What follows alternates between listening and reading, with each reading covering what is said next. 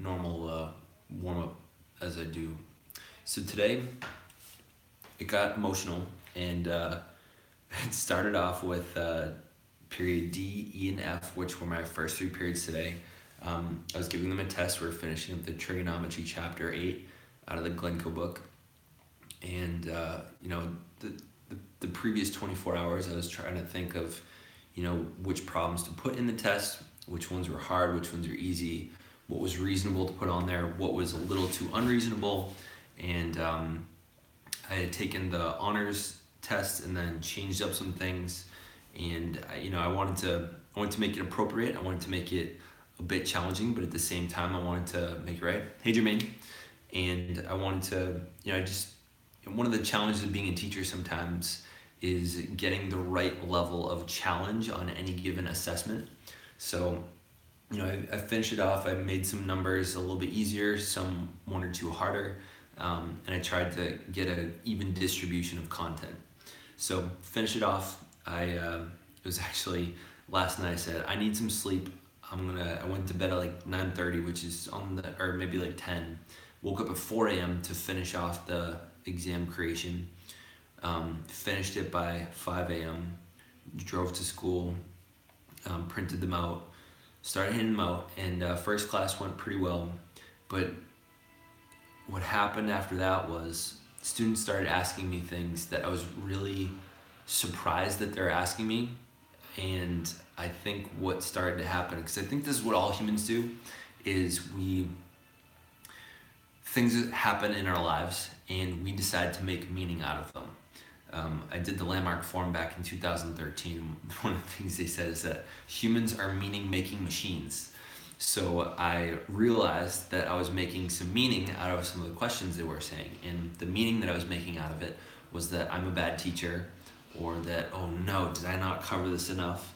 And then I'd look over at someone else that did fine with it, and I'd be like, oh no, that's fine.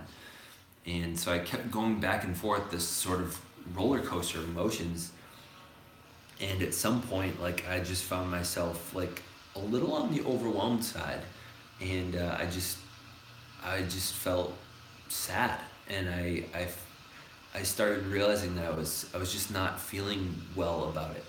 And so, by the way, sorry if the noise in the other room is distracting, but so what as that happened, my after those three periods went by, my prep period, which was lunch block, was the long one, and a couple of students were still taking it, and I was down, and I was sad. And one of the things that I've been doing is I write poetry sometimes to sort of cheer myself up, just try to get my feelings out on paper. I know a lot of people listen to music, and that helps them kind of express their feelings. Poetry has been really helping me out. It really just did not do it for me at that time. And I said, oh man, well, I still got to prep for my next two classes. So I said, you know what? I'm going to try to find a way that my next two classes, that they're, doing more work on their own, and trying to do, rather than having me teach a bunch of new stuff where I really need to bring the energy and hold them to things. Sometimes, when you need a little emotional break, that's one thing you can do, is you can give things that students can kind of drill, build a little bit of confidence, and it's something that they've done before but could still use practice on. And really at any time in any unit, there's always something that you can do that with. So I decided to do that. As I was going to make my copies, I bumped into another teacher, and I think so many teachers and colleagues are really pleasant. They say, oh, how's your day going? And I just decided to be really honest. I said, it's not going great right now. It started great. I took my cold shower this morning. Courtney just commented, which problems are you talking about? I'm gonna have to figure it out later when I actually do the grading, but there were just a lot of questions that I got about different things. That was really sad that I was getting so many of the questions. It was mostly the ones where it was where you were given 2 or 3 sides of a triangle, and you had to come up with the angle using the inverse sign, sign to -1 or something. So coming back, I was making copies, and I told the other teacher, I'm not having a great day, and she said, oh, it's so sad. Well, tell me, and she just asked me about it, and she let me vent a little, and that it helped a little bit. Allowing, I think the reason that poetry helps for me sometimes is getting my feelings out on paper. It's almost like something has validated it. Sometimes when we're venting about things, we just want to have the experience of being heard. And so when you can see the ideas out on paper, it's almost like the page hears you or something.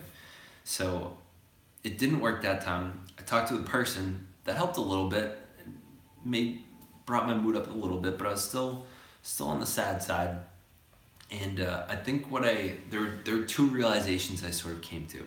One was that it's possible my body is just being emotion. Emotions are our endocrine system, and they're different things going through our brain. They're molecules, they're chemicals, and the happy chemicals are dopamine, serotonin, oxytocin. I forget what the other one is I'm missing. But it just, like, when you're not happy, it's just those are the chemicals that are not being released. So it could have just been a chemical thing. So I said, wow, maybe I'm just being emotional, and it's not so much to do with my outside environment that I'm trying to make meaning out of. Maybe it's just my body's reacting. And I really believe sometimes that is the way things are going, is you'll have some weird food, or you'll have like a carb rush or a sugar rush or something, or you'll just end up emotional, or like maybe you didn't eat enough. That was the other thing, is I thought maybe I didn't eat enough when I took my Adderall this morning for my ADHD. So I was like, well, it could be a mix of lack of human connection or something. Because I think one of the things I get frustrated about is when I hear a lot of questions which I wish weren't being asked during a test, is I lose a little bit of connection with students, because in the back of my head I'm saying, oh no, they're asking this. And I kind of separate myself as a person connecting with them. So the next period I had after my prep, I said to the students, so I haven't been having the greatest day, and I'm gonna be a little bit selfish here. This is what I want you to do. I'm gonna hand out sticky notes. Instead of adding to the thank wall, something that would really cheer me up is if all of you would write down one kind, act of kindness that you've done for someone else in the past, like 48 or 72 hours. And I just had them do it sort of like we do the thank wall after the warm up. And I think what I realized after that was, I think one thing that I was missing was the connection with the classroom. I think when you're in charge of a large group of students and you don't get the opportunity to connect with them, and you feel separated sort of, I think you can feel a little sad. Like if you have one of those days in school where you're trying to teach and you just don't connect with anyone, that's not a good day. Because that's why we teach, is to connect with the students and make a difference in their lives, whether it be educational on academics and content, or just as a human being. So when you're not connecting with them, there's a real void there. So after that sticky note exercise, that actually made a huge difference in my last class, my honors class. They always they're a little on. They give me a bit of a handful sometimes, but they make me laugh for sure. And that was. I'm glad that they were their goofy selves, which I need sometimes in my life to bring out the goofy and the weird in me. So by the end of those two periods, I kind of snapped out of it. And one other thing I realized as I was going, and even as I was talking to the other teacher, was that sometimes I think we need to acknowledge that it's okay to be sad. And there was a big part of me that really wanted to make this video like earlier on today, like just record it and upload it while I was in that kind of sad state. And because now I'm in a much better mood, so it almost feels like I never went through it, and it's almost kind of a fake message. But I think it'd be more powerful if I were in a sad state when I was making this video. But I think it's really valuable, is the whole time so when I was acknowledging my situation, sometimes I kind of zoom out and say, all right, what's going on here? And that's when I acknowledge maybe I'm just being emotional. And I zoomed out more. I said, oh, well, maybe it was partially that I'm just making meaning out of things that happen. And I zoomed out more. I said, oh, maybe it's that there's not a connection with my students. And at some point I realized, you know what? a lot of the stress that's happening here is because I'm upset about the fact that I'm upset. And so sometimes you just gotta let yourself be upset. You gotta let yourself experience those emotions. And when you resist them, you're like, no, I don't wanna feel anxious. I don't wanna feel sad. I don't wanna feel this way or that way. And we suppress ourselves. It's like adding an exponent to the emotion.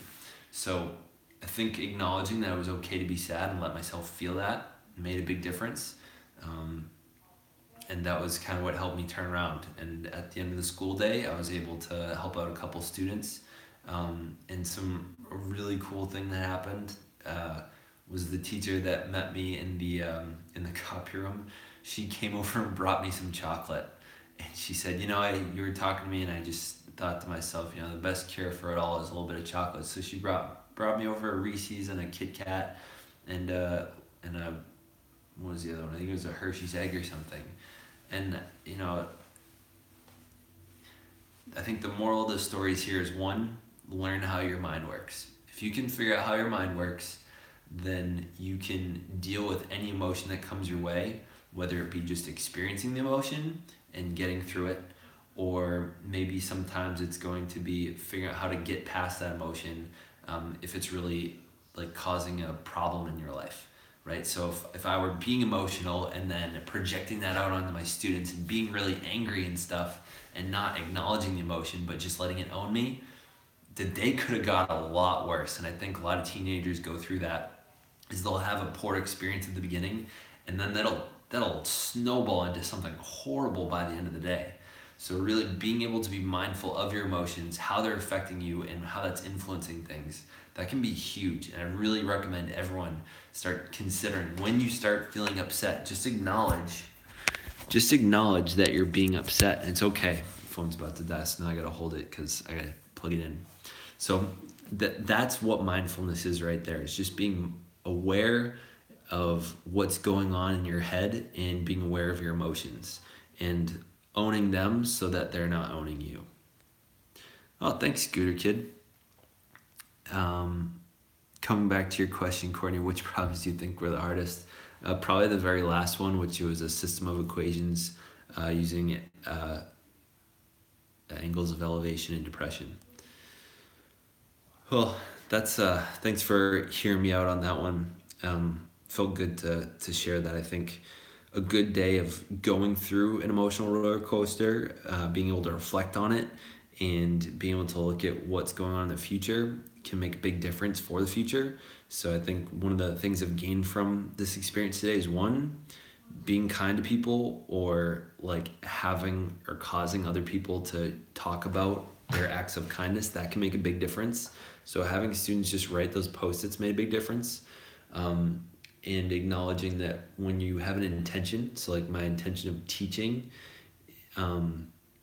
when it's not being met, which is just to bond with students, when that's not happening, there's a good chance I'm gonna get down. And so I need to make sure that I do that if I don't wanna go through the roller coaster.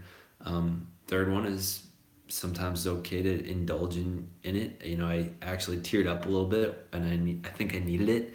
And I think because I teared up a little bit later on when I did have a really great moment of that teacher sharing chocolate with me, and then another student gave me like some good feedback on a positive experience they were having in my classroom.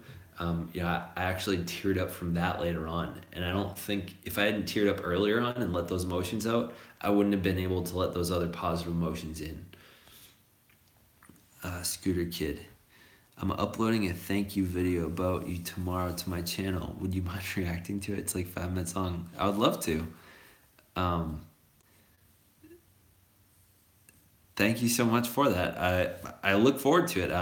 Let me know in the, I believe I have notifications on for your channel, but I'll double check so that it comes out. Is it gonna be public or unlisted? Let me know. I think that's it for today. The other update is on the house. I had 2 electricians over today. Hopefully we're going to be getting a quote. I spent a couple hours today on putting together a giant itemized list of all the renovations we're doing. There's there's got to be like 50 or 75 different items that we have to send in to the lender so that they know what is being paid for and so that they can help us figure out how to pay for it and so that the electricians can be held accountable. So that was an interesting process. It's probably going to be puzzling. I haven't uploaded. All right. Sounds good, Scooter Kid. I'll make sure to check that out tomorrow. I'll make sure I got my bell on for you. Also took change in my intro and made a new one. Interesting. I'll have to check that out as well.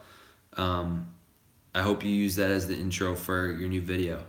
Mr. Watts, you've made a big impact on my education, made math from merit. Seriously, Courtney? Thank you for letting me know that. I didn't realize that. Seriously, thank you for letting me know that. I look forward to seeing that tomorrow, Scooter Kid. Courtney, I look forward to teaching you guys some things about, we're going to start factoring and quadratics tomorrow, and multiplying and foiling tomorrow. And this is all for today. Thank you all for watching. If you like this, give it a like. If I've made an impact on you, I invite you to share this with someone else you think it could make a difference for. Thank you. Good night. Stay weird, humans. Good.